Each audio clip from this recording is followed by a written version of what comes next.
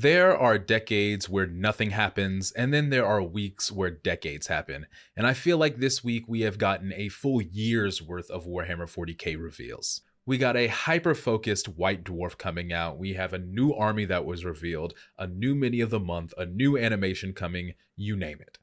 On top of all this, there's a giveaway I'm doing of a book, and the details for that will be at the end of this video. But I'm HoodGuard, and this is your Monday Warhammer wrap-up. Let's break it down. There is no peace amongst the stars, for in the grim, dark future, there is only war.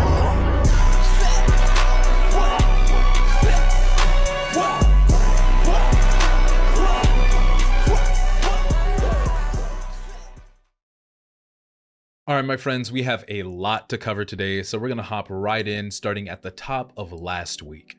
The first thing to be announced in this torrent of announcements was the new Warhammer animation coming to Warhammer TV, the Tithes. This is going to be a 3-part anthology series that is going to be somewhat similar in style to Pariah Nexus. Each episode is going to be its own self-contained story, but will be connected through their focus on the Imperial Tithe.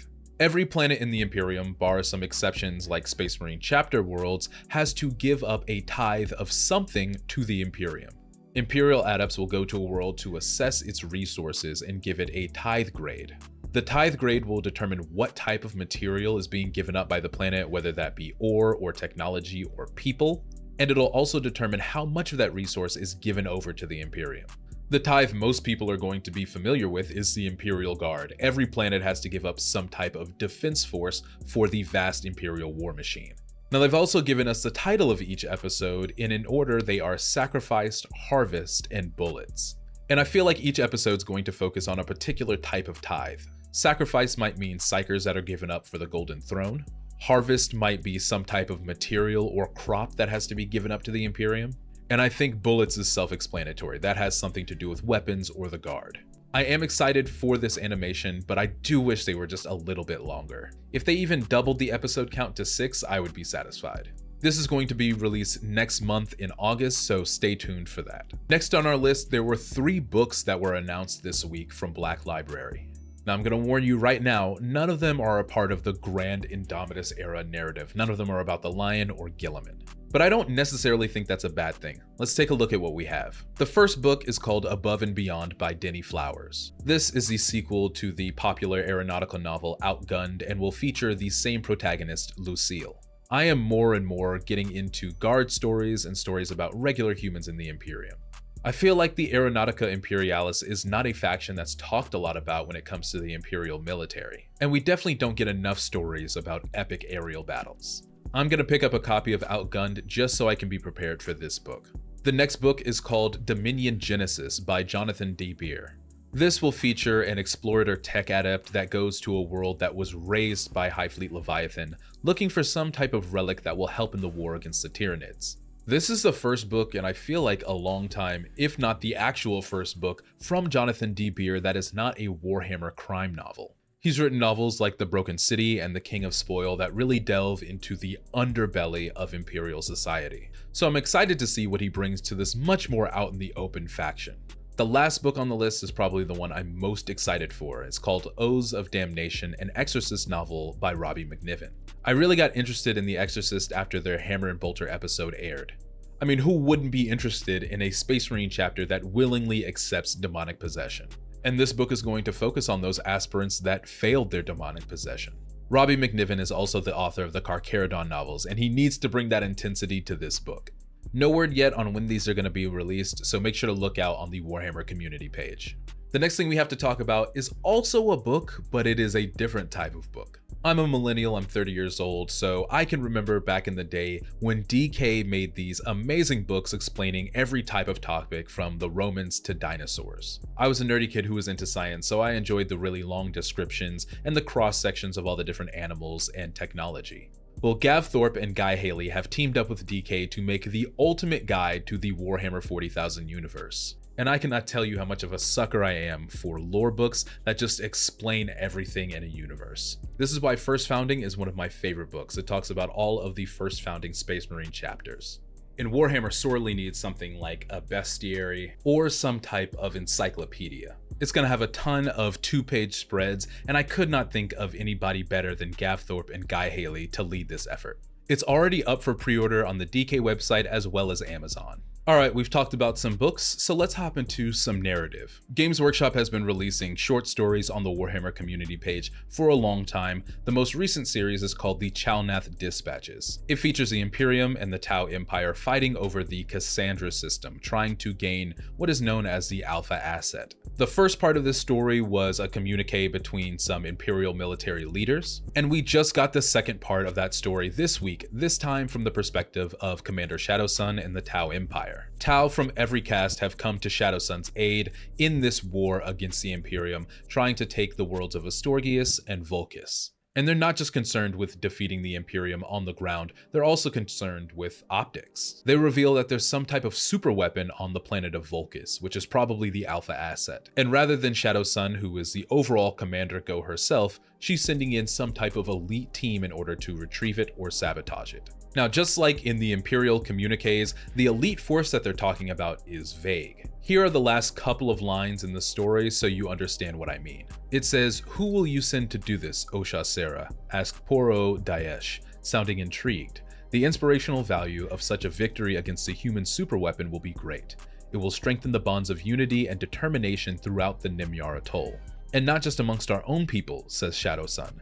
"The presence of certain allies on this raid would increase its chances of success.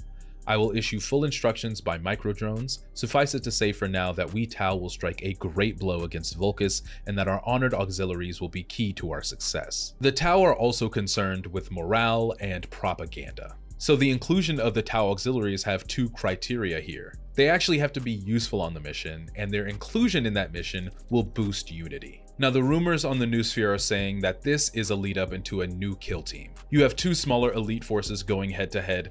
That's kill team. I speculated that the human faction is probably going to be Tempestus Scions, and I have 2 or 3 theories about who the Tau are sending. The first one is the rumor that I probably heard about the most, and that it's going to be the Vespid Stingwings. The Vespid have not gotten new models in a very long time, and I think the focus on Kroot lately means that Games Workshop is open to expanding to the Tau auxiliaries. So Vespid is my first choice. Second choice would probably be the Kroot. There's been a lot of Kroot coming out, who's to say they don't have more? Though I think that's the most boring option out of my 3 theories. The third one is one that is really just a headcanon wish of mine. I think it would be so cool if they had Gwavesa models specifically for the Tau. Human Tau auxiliaries that are all about the greater good. And what would bring more unity and propaganda to the Tau Empire than human Gwavesa sabotaging and defeating the Imperium themselves? I know that's a pipe dream, but we can wish. I'm hoping they do at least one more of these stories and drop a few more hints as to who it might be. I'm just happy that there's more emphasis on Xenos lately. And where I really wish they would give us more Xenos is through the miniature of the month. Granted, last month we got a Kroot, but this month we have, you guessed it, another Space Marine. Though this one is a Space Marine Scout, so I guess it is somewhat different. I'm going to use this for paint practice as it's a Space Marine, but it doesn't have a bunch of armor on it either. The free miniatures of the month are always released on the first Saturday of the month, so on August 3rd, make sure to stop by your local Warhammer store and pick one up. Now, we do get a lot of Space Marines, but I am excited for this next reveal. The newest army coming into the 10th edition range is going to be the Blood Angels. The Blood Angels are getting a brand new Codex supplement along with a battle force that is almost purely Death Company. The Death Company is made up of Blood Angels who have fallen to the Black Rage and have become nothing but almost mindless berserkers. And with this Death Company, we're getting 2 new character figures. The first is the Chaplain Lamartes with a huge jump pack and Crozius in his kit. And the second is Astorath the Grim himself, the High Chaplain of the Blood Angels. The Battle Force box that the Blood Angels are being released with is going to include all of these models and a Brutalis Dreadnought. I think the character models look sick, especially Astorath. He's like a Mephiston mixed with Dante. So if you have a Blood Angels fan in your life, let them know that in the next 2 to 3 weeks, this will probably be going up for pre-order. I'll probably be picking up the Codex supplement myself because the last we heard of the Blood Angels, they were fighting right alongside the Dark Angels and Lionel Johnson. So hopefully there's some mention of that or Dante getting his sweet release in this Codex. Last up to talk about today before we get to the giveaway is the new White Dwarf that's coming next month. This White Dwarf is hyper specific and a little on the nose because it is going to be almost exclusively featuring the Leagues of Votann. The tagline even says all about the kin, their history, and technology. This is really cool, I'm glad they're doing this, but why do we not just have a Leagues of Votann novel? I don't want to have a magazine codex about them, I want to have stories that actually feature their people. But I'm a lore junkie, so I will take what I can get.